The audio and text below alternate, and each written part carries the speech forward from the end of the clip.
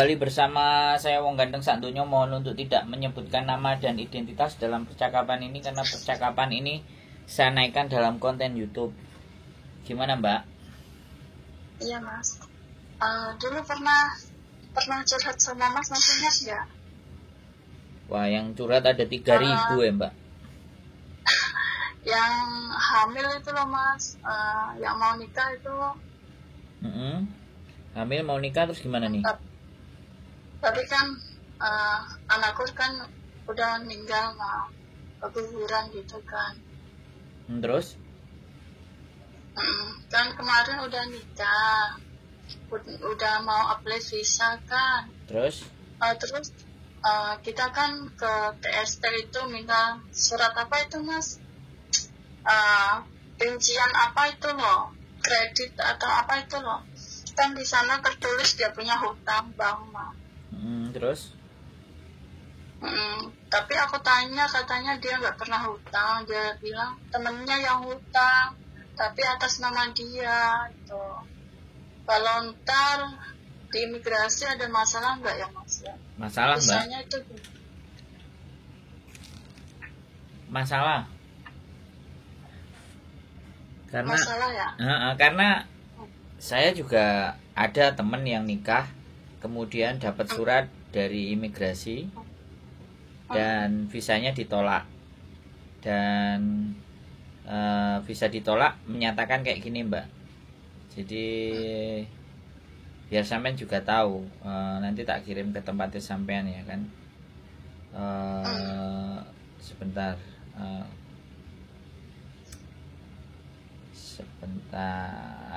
Jadi dia dikirimi setelah 2 minggu apply, dia dikirimi, dan di paragraf terakhir itu tulisannya begini Mbak: setelah mempertimbangkan dengan hati-hati semua informasi dan keadaan cash Anda, kami tidak yakin bahwa suami Anda mampu secara finansial untuk mendukung kehidupan Anda dengan standar yang jauh di atas tingkat subsisten.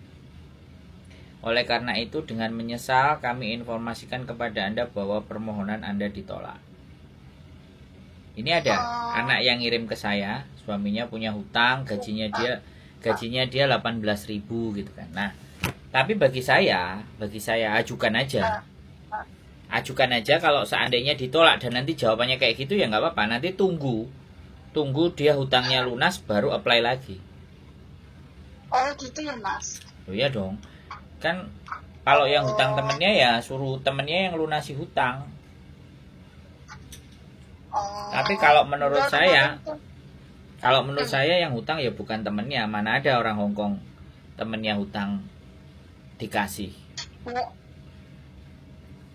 Pasal kan katanya pakai identitas dia gitu. Nah, gini loh Mbak, samen karena gini loh, orang kalau sudah kadang cinta, logikanya itu tidak main. Bisa dipahami nggak? Bisa. Nah, jadi sekarang loh, untuk ukuran orang hutang terus pinjem data lah, kayak mbak-mbak semuanya yang di Indonesia dong, simple, sesederhana itu cara menjawabnya, kan nggak begitu juga gitu. Iya. Benar nggak? Ya nggak sesederhana itu cara menjawabnya. Berarti ada sesuatu yang dia sembunyikan dalam diri sampean. Nah, ini yang ingin saya juga sampaikan di konten, bahwa belum tentu semua orang Hongkong itu memenuhi kriteria kita untuk kita bisa dapat visa. Iya. Jadi seperti itu. Jangan ya ini saya nggak merasa ada masalah dengan sampean ya. Aku cuman menyampaikan. Tapi bagi saya ya sudah, kalau memang ternyata suami sampean tetap maksain apply dan ternyata jawabannya seperti itu, ya tunggu aja utangnya selesai. Gitu Mas. Jadi sebelum nikah kan udah aku tanya dia ada apa-apa, katanya nggak ada. Tanya orang tuanya pun katanya nggak ada. Ditanya sama pamannya juga nggak ada. Terus sekarang ketahuan. Berarti kan ada yang disembunyikan dari sampean tuh. Dari keluarganya juga. Nah, makanya sekali lagi kan kita tidak sekali lagi ya, saya tidak mau judgement, tapi itu berpengaruh. Hari ini ya saya dikirimin, makanya nanti saya kirimin sampean, dan kalau perlu sampean tunjukin sama dia. Ini loh, Iya, Mas. kalau orang punya utang itu visanya ditolak gitu. Seumpama udah selesai bayar hutang kan, terus apply lagi, bisa itu ya, Mas? Ya bisa dong, Oh, gitu. harusnya bisa, karena dia sudah nggak ada tanggungan. Iya. Ya udah, Gitu. Mas, makasih. Ya, Ah, udah gitu aja. Iya, pasal kan dari kemarin mau tanya siapa, terus ada orang tuanya lah, nggak tahu itu ada agent, tanya agent gitu. Agentnya bilang kenapa nggak bisa, kan bisa bayar hutang, kan suamimu ada gaji, kalau dibayar kan bisa dapat visa. Jadi kenapa nggak bisa keluar visa, dalam gitu agent kan. Nggak tahu, aku dengar pun katanya nggak bisa keluar visa mah. Coba bilang deh agent gitu.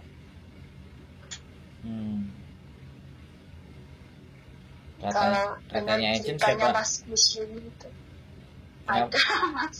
Kenapa? Dengar ceritanya Mas Yuni kan susah kalau punya hutang gitu. Ya bukan, ya memang begitu Mbak ceritanya. Ya jalani dulu ya Mas. Balik Indo dulu. Iya, jadi ngapain balik ke Indo? Kan nunggu visa, kan selesaikan hutang dulu kan. Ya sampean kerja lagi lo di Jeng. Sampean posisinya apa lo sekarang?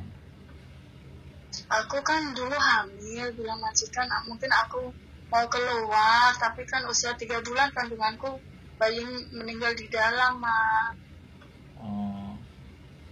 Nggak tahu kecapean atau apa, nggak tahu, katanya dokternya udah nggak ada gitu kan.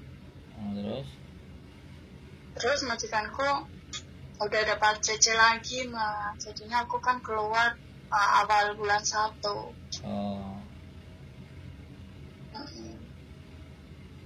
Gitu loh. Ya tunggu di Indo loh. Iya, mau nggak mau. Kan nggak bisa di Hong Kong, iya, mau nggak mau. Ya udah gitu aja Mas. Nggak tahu. Ya memang harus, ya sekali lagi harus dipertimbangkan Mbak, namanya juga seperti itu. Kadang kan nyesel, kenapa gitu. Masalah bayiku nggak ada kemarin dulu itu, nggak tahu kenapa, capean atau pikiran, nggak tahu. Makanya kalau posisi hamil memang posisinya ya harus istirahat yang benar Mbak. Iya Mas. Ya makasih ya Mas ya. Siap. Gitu. Sehat selalu Mbak ya. Sehat selalu. Terima kasih yo. Ya Mas. Makasih Mas. Solusinya. Assalamualaikum. Waalaikumsalam warahmatullahi wabarakatuh.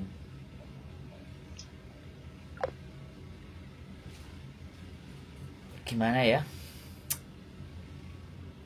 Bayinya meninggal, apply nggak bisa. Ya apapun itulah, sekali lagi saya tidak bisa ya kan, tidak bisa memberikan jawaban lagi ya terhadap apa yang terjadi, karena bagaimanapun juga ya karena udah apa ya, kita sendiri juga nggak paham, kita juga nggak ngerti apa yang terjadi, mereka memutuskan seperti apa. Jadi di situ persoalannya teman-teman. Maka dari itulah teman-teman dalam memilih pasangan ya apapun itu ceritanya, pertimbangkan baik-baik, apalagi sudah memutuskan untuk bisa punya anak. Ya mudah-mudahan mbaknya dapat jalan terbaik. Saya nggak bisa berbuat apa-apa.